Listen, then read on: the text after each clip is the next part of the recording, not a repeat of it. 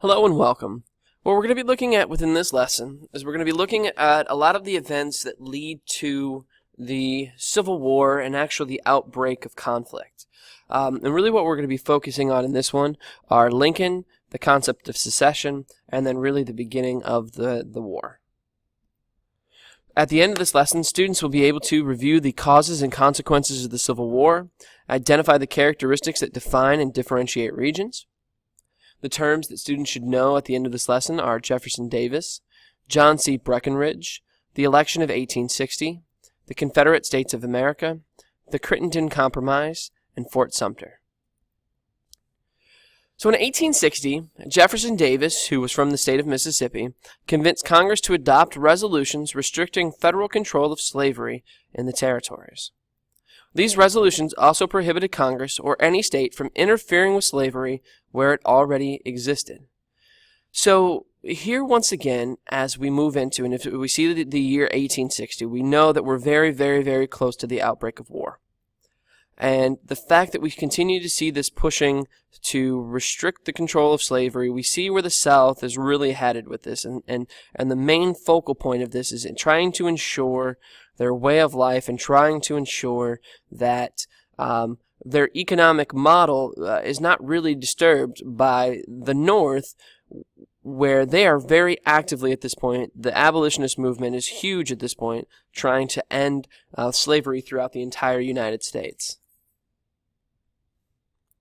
So let me see the election of 1860. And the election of 1860 is a monumental turning point in American history. Within this election, we have three main candidates that sought the presidency. You've got the Democrats, who supported two different candidates. In the North, you've got Stephen Douglas, and Douglas thought popular sovereignty should decide the issue of slavery, which is the same stance that we see him take in the debates when it comes to the Senate election in 1858. And then we see the South, who supported John Breckinridge. John Breckinridge wanted to expand slavery into the territories. And we see how, at this point, you have a very divisive Democratic Party.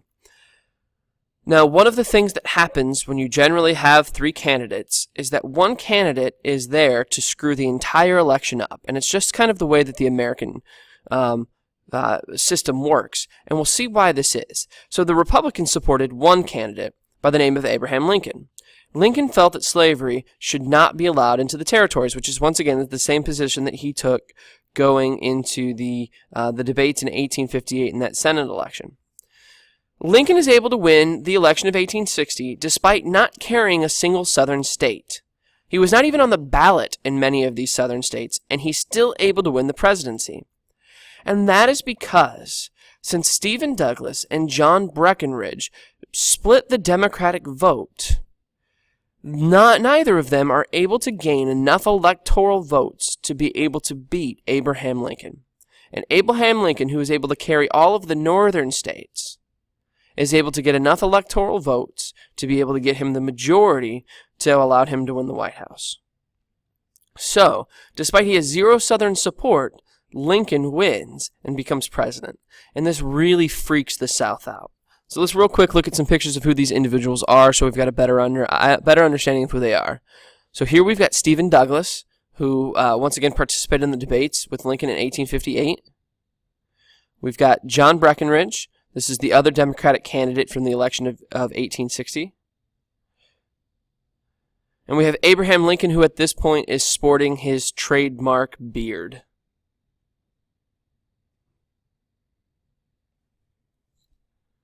So, how did the split in the Democratic Party show the difference between the North and the South's view on slavery?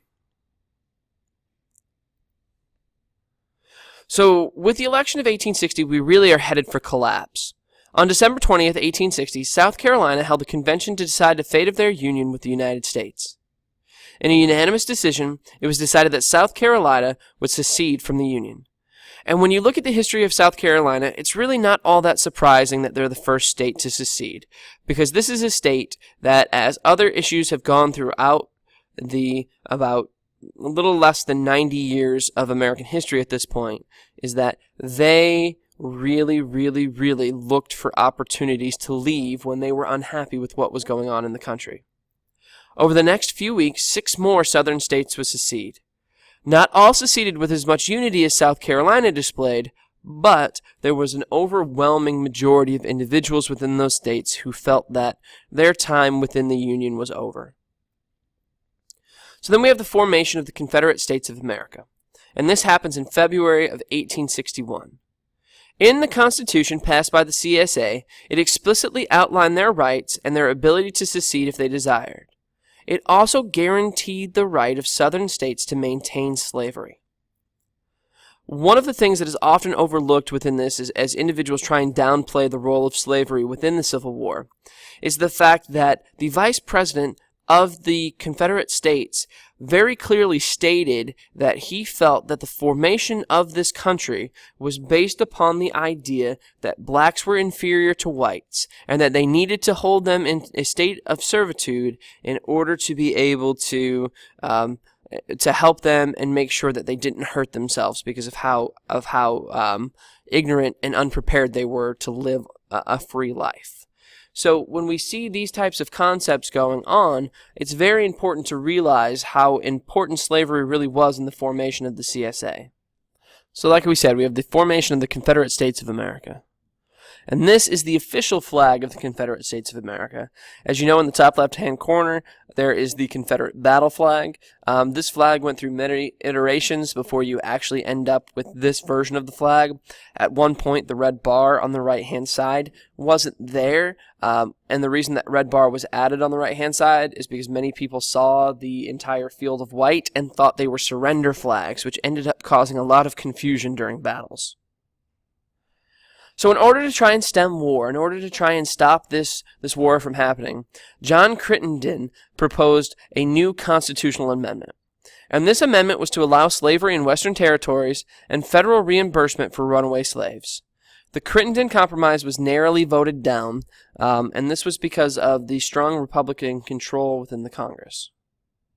And this was John Crittenden. So the war begins. When Lincoln took office on March 4th of 1861, Lincoln stated the very following things: that he had no purpose, directly or indirectly, to interfere with the institution of slavery. So even though he felt that slavery was wrong and immoral, he was not going to try and stop slavery from taking place in the South. And as you see throughout the Civil War, he very closely holds on to this until the very end when he sees strategic value in trying and end slavery there. He also stated that he intended to preserve the Union. He stated that no state, upon its own mere action, can lawfully get out of the Union, and he said he would not fight a war unless the South started it. So when the South seceded from the Union, all but 4 forts were lost to the South. Union troops were unable to receive supplies from the North because of Southern blockades. Eventually, the South demanded that the Northern troops vacate Fort Sumter. When these troops refused to leave, the South fired upon the fort. This eventually forced Northern troops to surrender because the siege was so bad and there was so much destruction and the number of shots that were fired were so great, and the lack of food that existed throughout this entire siege, there was no way that these guys were going to survive. So they finally decided that it's time to surrender and leave. This is what really begins the war and really starts a very long conflict and a very destructive conflict for the United States. And here's a modern depiction of Fort Sumter. The walls here at Fort Sumter actually used to be much higher. This was a 3-level fort in which the walls were very, very high. And also the black part that exists within the middle was not part of the original fort. That's actually something that was built in order to be able to use this very fort through World War I.